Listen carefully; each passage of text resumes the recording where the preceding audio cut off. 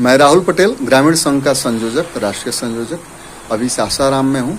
हमारे साथ हैं स्थानीय जनहित प्रेस के जगरूपन बाबू, क्रांतिकारी आदमी हैं, और आज हम लोग जानना चाहते हैं यहाँ के स्थानीय हीरो हैं जो गुजर चुके हैं, लक्ष्मण चौधरी, जो शोषित समाज दल के सदस्य भी थे, शायद अध्यक्ष वगैरह थे। हम लोग उनके बारे में विस्तार से जानेंगे, मुझे बहुत जानकारी तो नहीं है। तो जगरूपन बाबू, उनके बारे में आप कुछ बताइए कि वो उनके क्या क्या काम करते थे, उनके आदर्श क्या थे। चौधरी जी शोषित पीड़ित गरीब जनता के पक्षधर थे।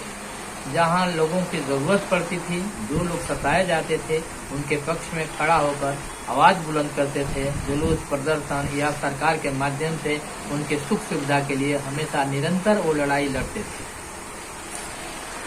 कुछ उनके साथ यादगारियां आपकी हैं कभी? उनके बारे में यादगारी ये है कि कहीं कहीं जैसे वो मीटिंग वगैरह करते थे तो हम लोग को बुलाते थे। जैसे एक बार हुआ 1 मई मजदूर दिवस के अवसर पर भी वो हम लोग का सहयोग करते थे। वो वामपंथी विचारधारा वाले के साथ भी जुटा करते थे और वो तमाम लोगों से ऐसे जो जिनकी जरूरत थी, तो हम लोगों के सहयोग से कहीं बैठा करके मीटिंग करके वह मुद्दा उठाते थे। उस मुद्दा के ऊपर वो हमेशा निरंतर अपना सहयोग करते थे, काम करते थे, लोगों को बताते थे कि भाई भाग्यवाद पुनर्जन्म के चक्कर में मत पड़ो, सही जनता के हित के बारे में जो जिससे उनकी कल्याण हो, उस बात को तुम लोग प्रचारित करो, बताओ। यही हम लोग को हमेशा वो तो पाखंड के खिलाफ लड़ाई वो लड़ते थे। बिल्कुल। तो पाखंड के तरीका क्या था उनका लड़ने का? तरीका ये था कि वो लिफलेट या प्रचार प्रसार करते थे इस माध्यम से। जो अर्जक संघ था, अर्जक संघ के रामस्वरूप वर्मा वाला, हाँ, रामस्वरूप है, जो उत्तर प्रदेश के भूतपूर्व वित्त मंत्री थे रामस्वरूप वर्मा जी, उनके द्वारा वो प्रभावित थे। बाबू जगदेव बाबू के माध्यम से प्रभावित थे। इन तमाम महापुरुषों के, डॉक्टर भीमराव अम्बेडकर, ज्योतिबा फुले या बुद्धवादी विचारधारा के थे। इस हिसाब से वो अपना काम करने का उनका अपना तरीका था। लोगों के बीच मतलब मैं यह जानना चाहता था विस्तार में कि जो भी विचार है, बुद्धिजीवी वर्ग में तो आप चीजों को रख सकते हैं, बात कर सकते हैं, पर आम लोगों के बीच उसको गांव-गांव में कैसे ले जाते थे? वो गांव-गांव में जाते थे। वहाँ के गरीब गुरबा, जो दलित, शोषित, पीड़ित जनता की जो टोली थी, वहाँ जाके लोगों को समझाते से, बुझाते से वहाँ मीटिंग करते थे। एक उनके बारे में एक वाक्य है कि एक गाँव में मुसहरों के टोली में उन्होंने मीटिंग किया और वहाँ खास करके बहुत माने गरीब मुसहर थे जो कि मीटिंग में बहुत कम मात्रा में आए। तो उन्होंने पूछा कि भाई, हम मीटिंग जो आयोजित किए हैं, आप लोगों की उपस्थिति क्यों नहीं हुई? तो लोगों ने कहा कि मेरे पास कपड़ा नहीं था, मेरे पास शर्ट नहीं थी, मेरे पास धोती नहीं था, मेरे पास गमछा बढ़िया था नहीं था, इसीलिए उसके अभाव में हम लोग मीटिंग नहीं। तो चौधरी जी ने कहा कि ठीक है, तब आज से हम भी कम कपड़ा पहनेंगे, गंजी और एक बंडी और धोती हल्का पहन के वो घुमा करते थे। लोगों ने कहा कि भाई, आप इतना पढ़े लिखे आदमी हैं, आप शिक्षक थे, आपको थोड़ा सीट बूट में रहना चाहिए अच्छे ढंग से। लेकिन उन्होंने कहा कि नहीं, जब हमारे लोगों के पास उस तरह से नहीं है तो हम भी उनके बीच में जाएंगे, तो इसी वेशभूषा में जाएंगे। इससे उन लोगों के साथ लोगों ने जुटना शुरू किया कि हमारे नेता हमको जो बताने वाले हैं, वह व्यक्ति खुद इस तरह से वेशभूषा में रहता है, तो हमें इससे कोई डरना नहीं है। जो मेरे पास संसाधन है, अगर कमी कपड़ा है तो कमी कपड़ा में हम जाएंगे, लेकिन मीटिंग में जाएंगे, चौधरी जी के बातों को सुनेंगे। यानी गांधी जी ने जो आदर्श पाल रखा था कि अगर हमारी जनता के पास, अगर हमारे लोगों के पास कपड़े नहीं हैं, खाने को भोजन पर्याप्त नहीं है, तो मैं भी कपड़ा से त्यागता हूं, और बहुत कम कपड़ों में वो पूरे भारत का भ्रमण, उसी तरह का आदर्श इनका भी था। आप कहना चाहते हैं?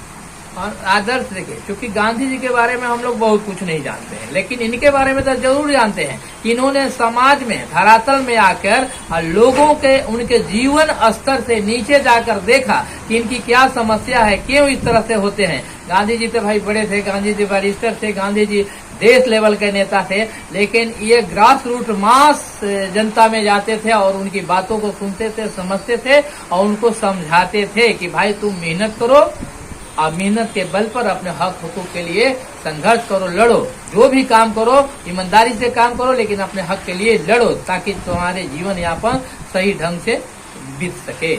आपके नजरिए से लक्ष्मण चौधरी ने पाखंड के खिलाफ या गरीबी के खिलाफ या शोषण के खिलाफ जो भी लड़ाइयाँ लड़ी, उसका आम जनता पर कितना प्रभाव पड़ा?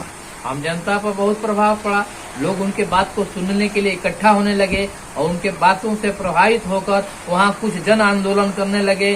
जुलूस, प्रदर्शन या कोई डिमांड होता था, वह मजदूर के साथ साथ किसानों के बारे में भी सोचते थे। खास करके वह किसान जो छोटे किसान हैं, छोटे दायरा में हैं, जातिवाद के भी बारे में कहते थे कि ठीक है, जो संपन्न है अपने जाति में उनकी बात दूसरी है, लेकिन हमारे जाति में या तमाम लोगों में, दलितों में, ओबीसी में जो लोग गरीब गुरुआ हैं, उनके बारे में विशेष ध्यान दिया करते थे कि तुम संगठित हो, संघर्ष करो और अपनी बात को रखो।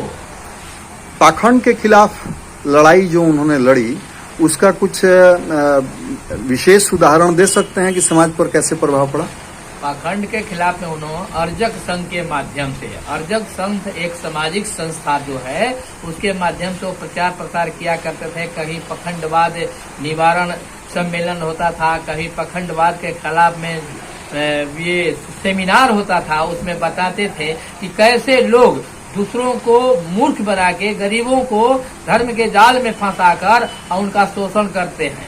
हमको एकदम खास उदाहरण दीजिए कि मतलब जैसे ये वाला पाखंड का मुद्दा उन्होंने उठाया और उस पर उन्होंने ऐसे काम किया, इस तरह का कुछ उदाहरण दीजिए। पखंडवाद के बारे में उन्होंने कहा, जैसे सती प्रथा है, विधवा विवाह है, इस सब तमाम चीजों के बारे में, या भाग्यवाद, पुनर्जन्म, या बहुत ऐसा चीज धार्मिक आडंबर कि उसमें मत लगो भाई, तुम अपना जीवन के जीने के लिए काम करो और पाखंडवाद से तुम दूर रहो। शादी ब्याह के मामले में जो आजकल पाखंड के पीछे किसानों के, ग्रामीणों के खेत बिक जा रहे हैं, वो गरीब हो जा रहे हैं, गरीबी के दलदल में धंस जा रहे हैं, उसके बारे में भी उन्होंने कुछ किया? चौधरी जी बिल्कुल अर्जक संघ के माध्यम से शादी विवाह जयमाल सिस्टम से कराते थे। उनका कहना था कि शादी विवाह में फिजूल खर्ची बंद करो, कम पैसे में शादी ब्याह करो और संभव हो तो तुम दिन में ही शादी करो, जिसमें काफी बचत होगी, लोगों की सुविधा होगी, रात बिरात में आने जाने में भी परेशानी नहीं होगी। चौधरी जी बहुत ही इसके बारे में चिंतित रहा करते थे कि कम से कम में लोगों को शादी विवाह हो। वह पैसा अगर बचता है तो उस पैसे के माध्यम से अपने बच्चों को शिक्षा दीक्षा दो, उसमें तुम खर्च करो। जैसा आपने कुछ देर पहले बताया, वो शिक्षक भी थे और मुझे मालूम है शायद गया का शेर घाटी स्कूल है जो कि बहुत ही प्रसिद्ध था उस जमाने में, उसके वो हेडमास्टर थे। हाँ, हेडमास्टर थे, हम लोग जानते हैं, लेकिन अब मुझे याद नहीं आ रही कि किस विद्यालय में थे, किस एक व्यक्ति से मुझे मालूम चला। तो शिक्षा के जगत में भी उन्होंने कुछ किया? या शिक्षा के जगत में उन्होंने बहुत किया, इतना किया कि हमको लगता है कि रोहतास जिला में कोई आदमी नहीं किया। जैसे शेर शाह महाविद्यालय सासाराम के खुलने में उनकी बहुत अहम भूमिका रही। अच्छा। और आपको वहाँ पर ये करगहर के पास है जो कॉलेज खुला है, उस कॉलेज का भी निर्माण वही कराया। डॉक्टर बीपी सिंह के अच्छा हाँ प्रचार थे, उनके साथ मिलकर कई खैरा कॉलेज कहलाता है, खैरा सामल खैरा देव, हाँ, खैरा कॉलेज में भी उनका योगदान था। लोगों को शिक्षा के लिए लोगों का समर्पित करते थे, बुलाते थे और कहते थे कि भी शिक्षित करो लोगों को। तो जब स्कूल होगा, कॉलेज होगा, अभी आपको जगदेव मेमोरियल कॉलेज जो खुला है वहाँ सकरी कुदरा में, उसमें भी उनके भागीदारी थी। आपको जगदेव प्रसाद के नाम से खुला है तिलौथू जागोडीह में हाई स्कूल है, वो भी उन्हीं का खुला हुआ। इस तरह से दर्जनों स्कूल और कॉलेज के बारे में उनके दिमाग में कंसेप्ट बना, उन्होंने खुलवाया, लोगों को वहाँ बुलाया कि भाई देखो खोलोगे, तुम लगाओ अपना समय और लोगों खोलो, ताकि गांव गिराव में स्कूल खुलेगा, कॉलेज खुलेगा, तुम्हारे लोग शिक्षित होंगे और तब उनकी तरक्की होगी। जिस संगठन के वे थे उस संगठन के सदस्यों के बारे में मैंने बहुत सुन रखा है। वे लोग हद दर्जे के ईमानदार होते थे, लोगों से 5 रुपया 10 रुपया लेते थे, लोगों से माठा पी के अपना गुजारा करते थे।